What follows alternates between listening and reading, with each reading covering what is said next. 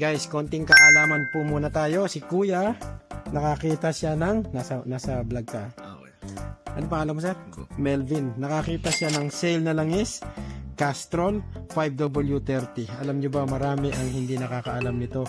Kung mo nakita nila ng Castrol 530, sasalpak mo na sa ganitong klase ng sasakyan. Ito pong babayaran mo ngayon ito sa halagang fully synthetic. Halika, boss.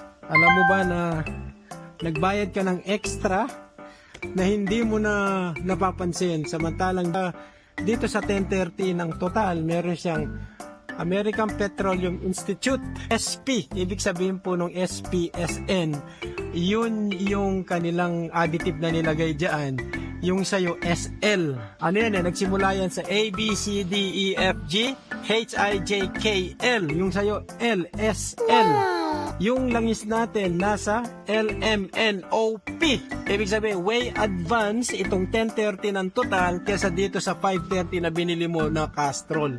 At ito, pang turbo pa tong nilagay mo na to, pang mga European.